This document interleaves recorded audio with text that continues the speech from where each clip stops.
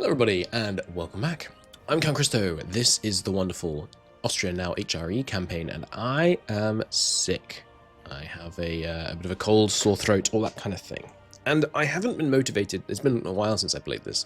I haven't been motivated to complete this campaign, like finish off some nice borders and do autonomy.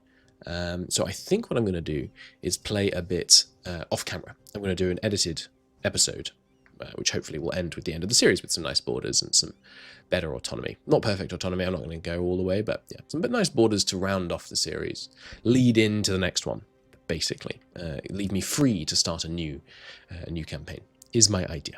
So I'm going to do that. I'll check in, the ends of wars and things like that.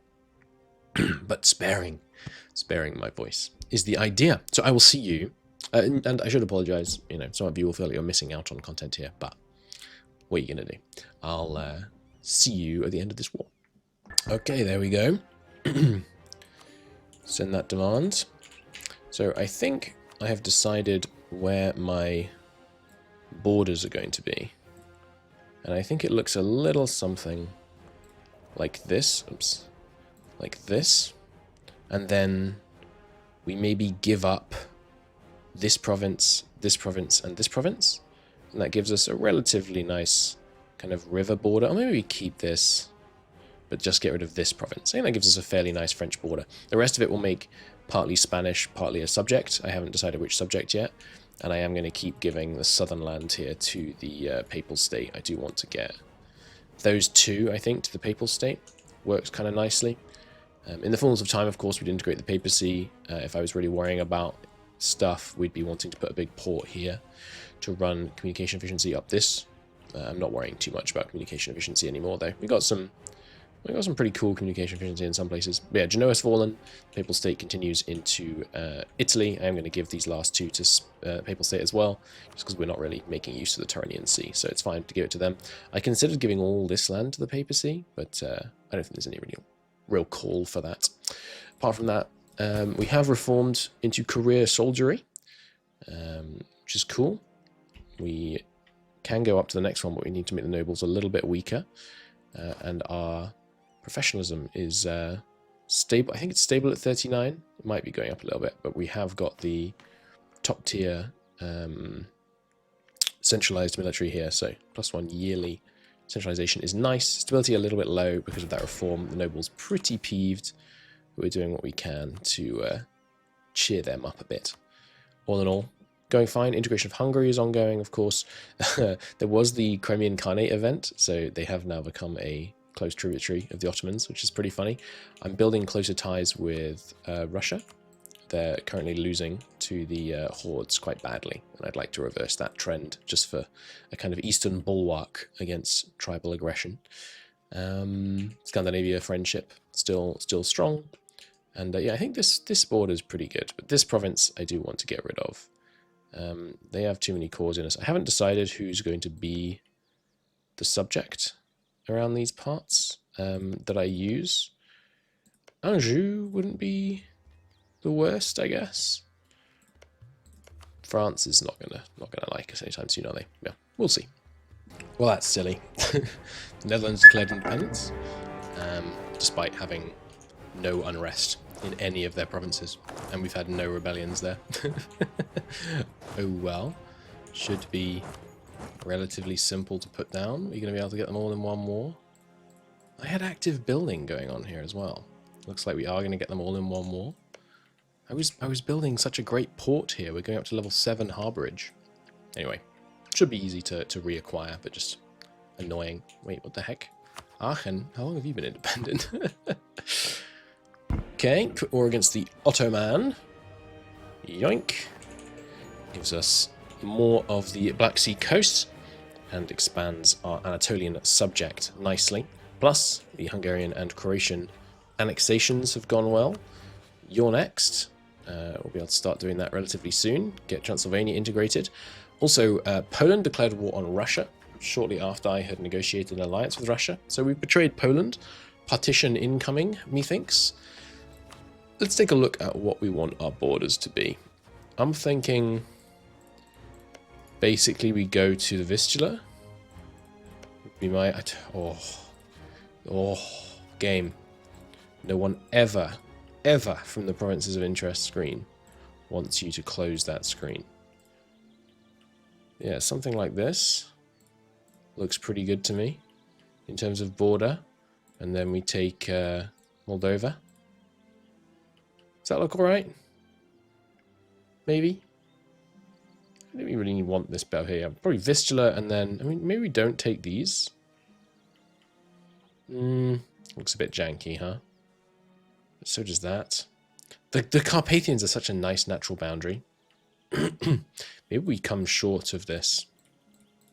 Maybe we do something like this. Or here, we could go... Yeah. That works. That works. We just follow the Vistula over to here, and then... I don't know what all these rivers are, but then cut down like this. I think that looks okay as an eastern border. And then in France, yeah, we're going to directly take these two. And then I currently hold Berry, but I'm going to give that to a subject, along with another chunk of France. And then over here in Anatolia, I think something like this, I think looks quite nice for an eastern border. Something like that. Oh yeah, we're very low on Diplo points because this peace deal costs us a bunch, but once those tick up, we can do the examination reform. I don't really need to keep reforming, but I might anyway. And then, do we turn on the Mamluks? I think no, ideally. Are you under the Mamluks? No, so I do want to take you. But yeah, with the I'm happy sharing Anatolia with the Mamluks. I've been trying to foster good relations with them. The aggressive expansion is not helping, but there we go. Good font, good font. Oh, and Anjou broke free of France, by the way, so we're going to be able to yoink them much faster now. And I think I am going to integrate the Papal States to make the font better, apart from anything else. Which is, of course, you know, font is endgame, of course. Right, thus ends another war with England. We actually went onto the home island this time round. I'm going to yoink a port somewhere, I think. Thematically, sure, Gloucester. Where are there good natural ports? Yeah, I mean, Wessex would be fine. It's a bit big, though. How about... Does Chester have a natural port? No. There's a little bit of a natural port here. Northern England. What's this? An important commerce output, whereas this has minor commerce output. What we want is a good port that actually helps, like, building. Maybe up in Scotland. Scotland would be fine. Yeah, there we go. Harbour effects. So I think I'm actually going to yoink this province off them. And that can be like our treaty port, China style, in England. It'll also just make it easier for us to invade them in the future. And yes, I will gladly give a bit to Spain. In fact, hang on, if I don't take this money, can I give more to Spain? No. That's fine then. There we go. Avignon has grown. Is that Avignon? Or is that actually just Auvergne? I'm not sure. Anyway, that's growing in the east. The integration of Hungary is complete. The integration of the Papal States is ongoing. The borders are getting more established over here in the east. We did end up fighting the Mamluks just to neaten up some of these borders. And I'm going to need to find some other war to declare because, stupidly, the Russians are guaranteeing the Ottomans autonomy. Also, I'm fine with Russia having a bit of... it's an unpleasant phrase to say, but I'm fine with Russia having part of Crimea here. Works. The font game is getting better and better, though. Do love that. And look at this autonomy map mode. Oh, baby. We're spending quite a lot of money on property maintenance, infrastructure maintenance, rather. 670 at the moment. Regular investments are being made. Also building truly colossal harbourage infrastructure all the way around the place. Look at this. We've got reasonable communication all the way up to the Netherlands, which is pretty good. And 4% and falling autonomy in Constantinople, which is pretty sweet. Pretty sweet. A little bit more border tidying up. And we're done. And there we go. I'm glad I didn't do that on camera. It took me like 14 hours. My God, I've played this game for a long time today. It took me like 14 hours to get some nice borders, but there you go. The Holy Roman Empire with a one province papal state subject. And, oh, sorry, one more thing I need to do. Hey, England, do you want to buy Edinburgh? You'd love to? Great. Oh, sorry, I actually... That's where Edinburgh is, right? Edinburgh's not here. It's here. I should definitely know that. Been there so many times. Anyway, not one of our provinces, once I finished these few tiny adjustments here, borders a hostile power. Not a single one. Not even via a strait, which is quite fun. That was my goal once I'd finished kind of getting the borders where I wanted them. We have either a stalwart ally or a vassal state on every border, providing a nice buffer. We also have a fort wall blocking access to our European possessions, as well as the defense afforded by our vassals. There we go. Remember, we took that land just so that we could land on England more easily. We have a stable country. We have a full chord country. We have a pretty well reformed country. There's definitely a lot more reforms that we could have passed, but I just kind of stopped near the end there. Here they all are, if you want to take a look. And bureaucracy. Yeah, bureaucracy we could have gone quite a bit higher, but oh well, you know, it worked. We have an average autonomy of 23.3, and that number is dropping quite a bit still. I've got new roads and things going up everywhere. We've got level 7 harborage in quite a few places, as well as some pretty major city halls going up here in the north. I think we went for max harborage. Strasbourg is still building it. Yeah, Strasbourg is building really slow. Sorry, Augsburg is building stuff really slowly, unfortunately. There's probably better ways. Like, I could have done more investing here. We did get up to level 3 harborage, though, which is good. Because, yeah, loads of cities are getting their communication efficiency from here, given that it's going over these ancient paths before going from the capital. But, yeah, getting good communication and, yeah, 0.4 autonomy down here in Constantinopolis, with only level 5 infrastructure and 2 levels of central. Pretty darn nice. I'm very pleased and proud of that autonomy map. It would keep getting dramatically better as time went on as well. And yeah, our stalwart subjects holding the line and making sure we don't border anyone. Don't be confused by this, by the way. This is not a border. There's mountains blocking it. But yeah, at this point, the Holy Roman Empire sends out a declaration, especially to hostile powers like England and the Mamluks, and we had a brief hostility against Scandinavia also, stating their intent to cease all outward expansion. And, you know, it may take years, it may take decades for them to believe us, but we send out our diplomats and say, hey, we want to be friends again. We've achieved the borders that we feel are natural, are required for us to prosper. We just want to trade and be happy. We have actually got... Oh no, I let the January tick start. Mustn't unpause anymore. We do actually have one province outside of Europe. I'll give you a while to guess where you think it might be. I don't think you'll guess because of the way that the new expedition systems work. We got this province. I stopped sending expeditions after a while. We'll play with them in another campaign, I'm sure. But yeah, there are some pretty substantial Spanish and Portuguese colonies. They actually do rival each other, but they're both allied to me, so they haven't been able to go to war with each other for ages. The House of von Habsburg extends pretty freaking widely. All of Spain is under it. Kiev is under it. At various points, Russia has been under it, but they have become a republic, so they are not anymore.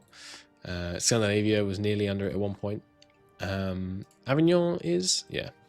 Or Auvergne, I'm still not sure. But yes, what else would you like to see? So our final national income revenue, 8,500. Pretty good. Obviously very corrupt because I have been still doing quite a few reforms. But expenses, wow, 2,000 on wages. We did just raise the wages. Infrastructure is 750. That has been as high as 2,000. I'm not sure what's causing it to fluctuate, but we are maintaining a lot of infrastructure around the country. As you can see, pretty loyal estates. I did a big military reforms recently, so the nobles aren't as happy as they have been at some points. Pretty professional army, which has been good. Oh, we did fill out professional army ideas as well, by the way. Did that all in one go, which was quite satisfying. Religion-wise, pretty homogenous. The Orthodox Balkans are still in the process of being converted. I'm allowing religious independence for some of our subjects, so I'm not worried about the fact that there's going to be Sunni in Anatolia. Yeah, it's pretty good campaign. I enjoyed it. I hope you did too. I hope you don't mind me not showing you that. Really, it was just speed 5 waiting for truces to try and get some nice borders, mostly. So I really wouldn't worry about it. Don't know what exactly I'm going to play next, but we'll find out together. Probably pretty shortly after this video goes up. Thanks so much for watching. Let me know what MEIOU Taxes campaign you want to see in the future. I'll see you next time. Bye. Psych! I played like another 20 hours. Here we are. I ran the clock till 1829. And yes, again, this was just like all speed 5. I did some reforms. I changed some things because there are some pretty satisfying maps that I'm looking forward to showing you here. So this would not have been fun on camera, I swear to you. But yeah, so I said I wasn't going to expand anymore. I was just going to make friends with everybody. But then Russia broke our alliance, so I decided, forget that, let's get a buffer state. So Kiev is here. And yeah, Scandinavia also broke their alliance, so we put them in a personal union. We also put Spain in a personal union. By the way, England's ruled by a Habsburg. And by the way, Portugal has a few times had a Habsburg heir. We haven't quite got them ruled by a Habsburg. So the Tudors are now a holdout in Portugal, which means that the world looks like this. Quite a lot of it subservient to us. And when you remember that all of this is subservient to Spain and Spain is subservient to us, it gets pretty good. And then you remember that almost all of the northern part of North America is subservient to Scandinavia, and they're subservient to us. We still have our Sunni Inangids, I'm not sure how you'd say that, over in the east. I quite like this as a border, an eastern border. I think that's quite neat. And I quite like this border here for Kiev as well.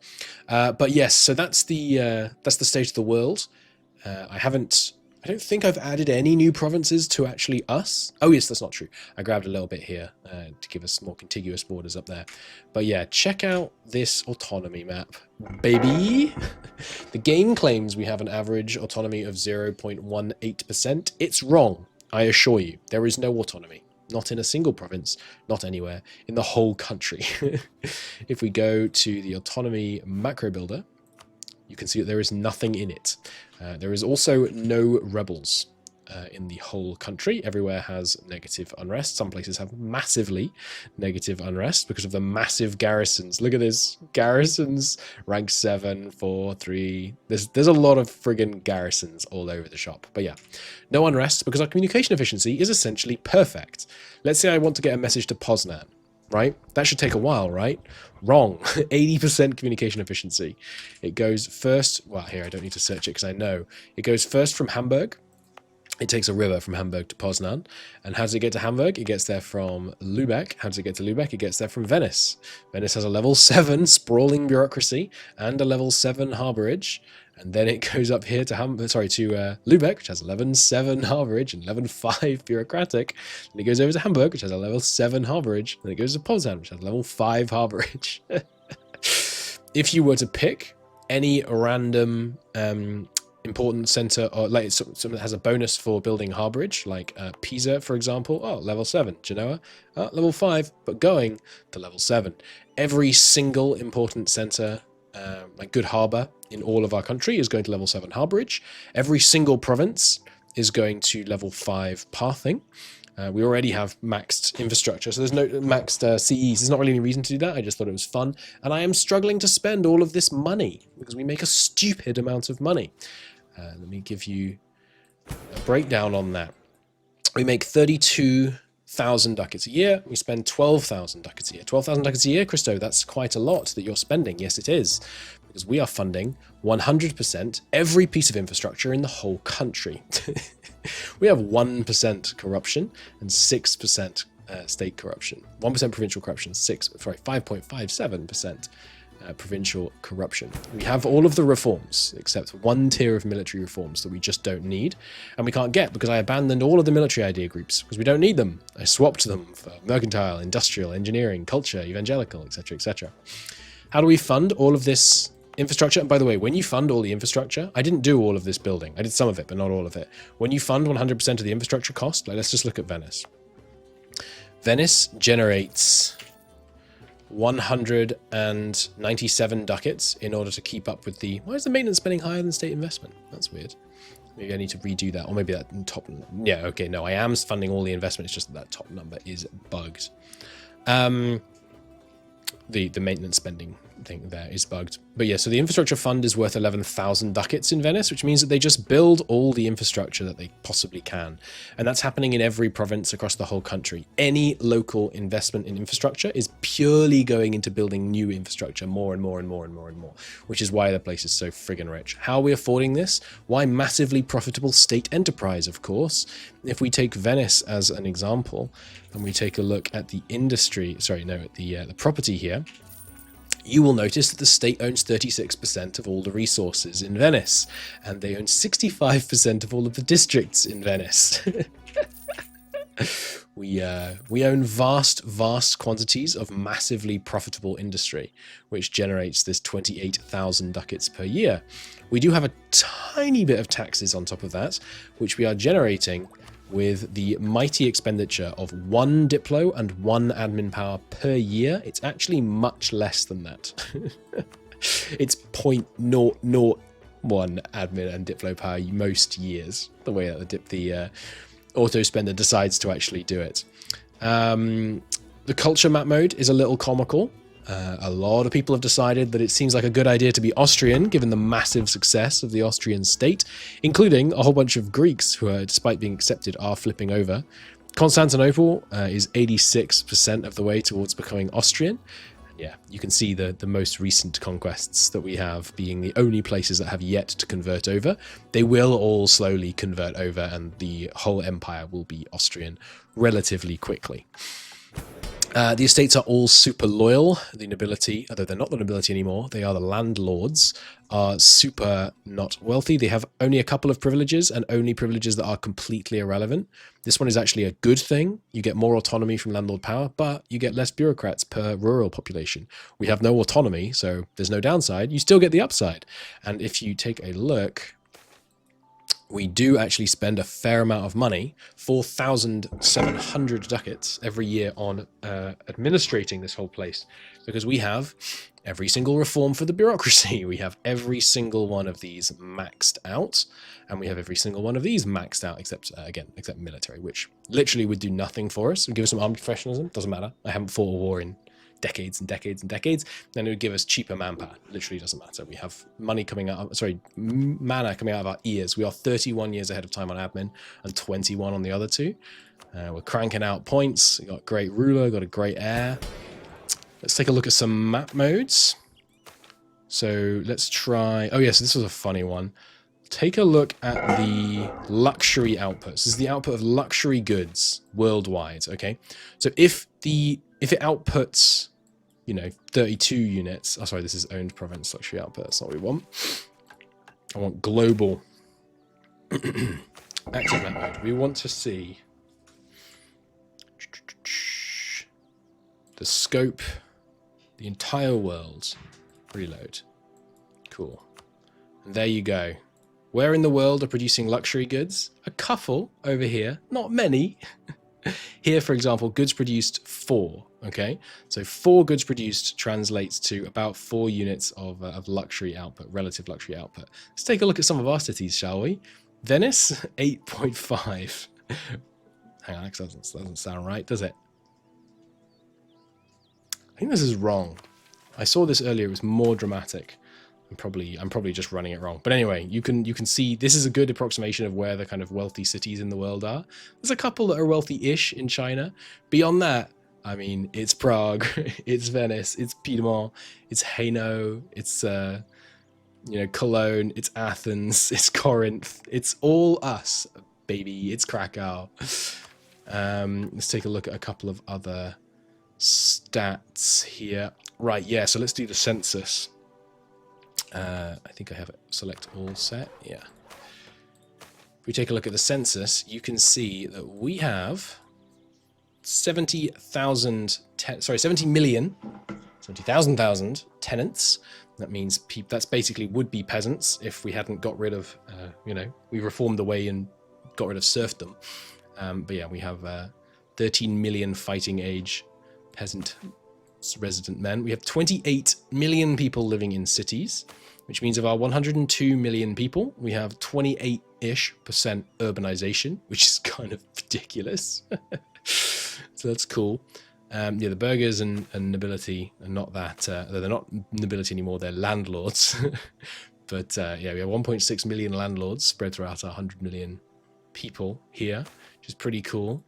Wealth, I don't really know how to read this, but the per capita wealth for landlords is kind of ridiculous. But look at the burgher per capita wealth, 101,500, which is truly bonkers. But look at the tenant life needs, 1.7 life needs. I feel like that's pretty good, but 2x knowledge, twice as much knowledge as the tenants need is being created, which is a little bananas. Residents, likewise, they've got the good life needs, more knowledge than they need. Awesome stuff.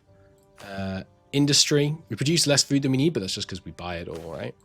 But if you look at the amount of luxury goods we produce, it's a little insane. So this sector produces 1,000 luxury goods, and it exports 2,700 units of luxury goods, which is crazy.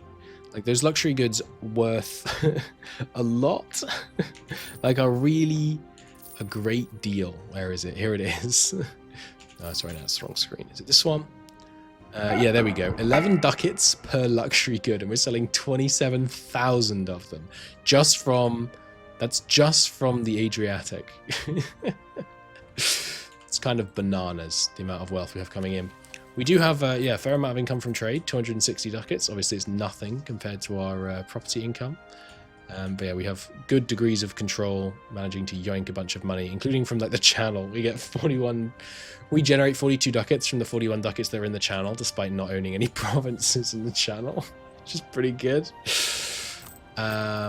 What are other good map modes that are worth seeing? Is there a communication efficiency map mode? I don't think there is, sadly. Let me see. What would that be under?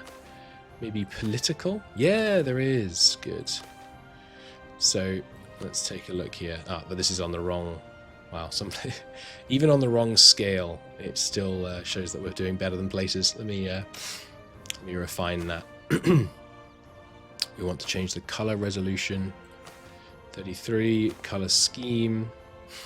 We want red, yellow, green.